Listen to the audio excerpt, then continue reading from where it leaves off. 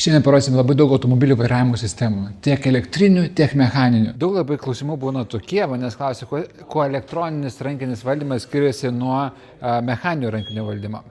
Tai visų pirma, pas mechaninį rankinį valdymą, atik čia biškutį, yra toks dalykas, kad jis ir lengvai čia spaudosi, vis tiek yra tam tikrų visą laiką laisvumo ir vis tiek yra kartais šiluma, šaltis vis tiek daro savo įtaką.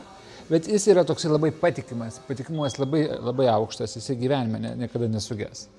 Čia mes, pavyzdžiui, turime elektrinį rankinį valdymą, jis yra ypatingai tolygiai vienodas, jisai neturi jokių papildomų virpėjimų, neturi jokio laisvumo ir niekada neturės. Ir visą laiką jis vienodai vaikščios, visą laiką vienodai, nes šį čia visą laiką vienodai.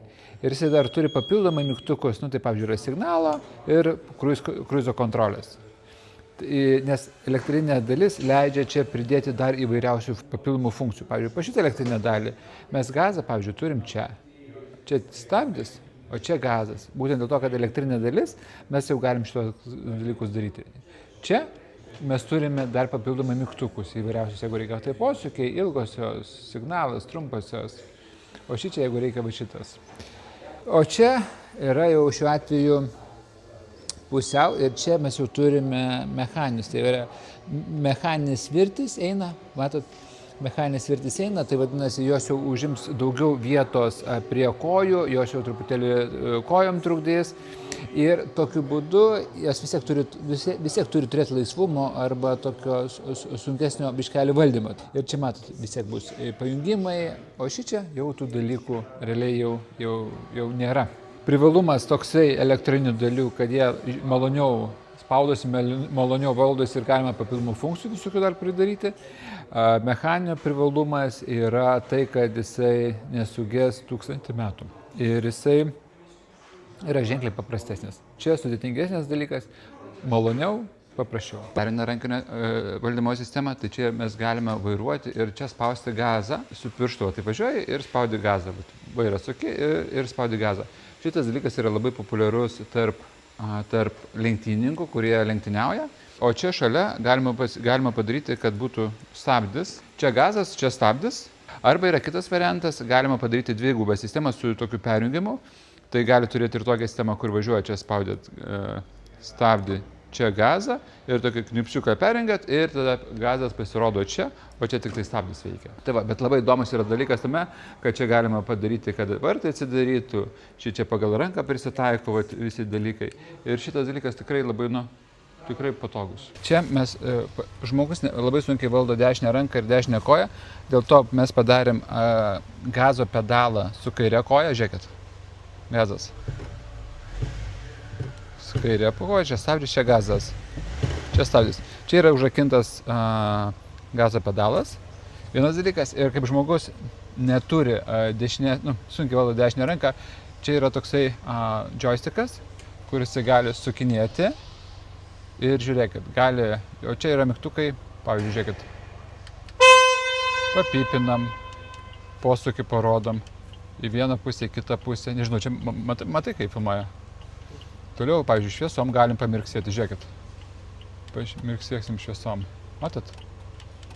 Nes visa šita sistema yra suderinta su automobiliu ir su automobiliu kompiuteriu. Dėl to jos labai lengvai galima valdyti, labai galima lengvai vairuoti. O jeigu atsisėda sveikas žmogus ir jam nesinori šito dalyko, tiesiog padaroma tokį dalyką. Viskas. Tai šičia yra, kur yra mygtukai prie rankinio valdymo, kur čia yra programuojami, tai yra signalai, ilgosios, trumposios, šviesos, valytuvai. Ir jeigu, pavyzdžiui, žmogus turi vieną pirštą, tai čia gali šitaip valdyti. Atsiprašau, šitaip su pirštu. Galbūt nykščiais yra patogiau, tai čia turim su nykščių valdymą. Pats populiariausias tai yra šitas. Kita rankinio valdymo sistema, tai čia mes įkišam ranką, čia yra stabdis, čia yra gazas. Ir šičia mes turime funkcijas. Tai yra, pavyzdžiui, jeigu mes paspaudžiam šičia su amortizatoriu 1, tai įsijungia viena funkcija. Jeigu mes įspaudžiam 2, gali įsijungti kita programuoja funkcija. Jeigu mes paspaudžiam 3, įsijungia dar viena funkcija. Ir mes nereikia nieko nukelinėti. O čia mes su vairu mes šičia valdom. Bet galim padaryti dar kitaip. Čia galim įdėti tokį dalyką. Čia mes vairuojam, o čia galim visą laiką viską turėti po vienoje rankoje. Dabar bus topų topas. Čia yra pati viršūnė rankinių valdymų. Pati viršūnė. Žiūrėkit. Čia dedasi, įsistato koją, čia prisireguliuoja prie kojos. Ir čia yra iš tikro, yra vairas. Tiem žmonėm, kurie neturi rankų, jie gali vairuoti. Čia sukasi vairas. Įsivaizduojat? Ir su koja jūs valdot vairą. Čia mes turime stabdį, čia gazą, galim pritaikyti įvairias sistemas su gazu, su stabdžiu, bet pagrindinis dalykas, turim vairą čia. Tikro, pirmą kartą Lietuvoje turim joysticką, kur valdosi. Tai yra į priekį, tai yra stabdis, atgal tai yra gazas, šonai. Tai čia mes turime vairą su gazu ir su stabdžiu. Tai jisai perduoda signalą į šitą valdiklį, kas yra susijęs su vairu, ir jisai tada sukinėja patį vairą į vieną į kitą pusę. O stabdis gazas tai yra šitoje vietoje yra daroma elektroniniu būdu, tai nieko nereikia, tai jeigu atsisės sveikas žmogus, jisai gali tiesiog paprastai vairuoti, o jeigu jau ateis žmogus, kuriam reikia, tai paspaudžia mygtuką ir jisai visą sistemą pradeda veikti. Turim naują Audi tiesiai iš salono ir jai dedam rankinį valdymą. Pirmo vietoje, kad veiktų šitas rankinis, mes turim paspausti šitą mygtuką, tada jisai veiks, ir nes čia yra elektroninis gazas, tai mes jį jungiam, aktyvuojam, paspaudėm nuo savęs, kad užfiksuoti gazą, tam, kad galėtumėm įjungti variklį.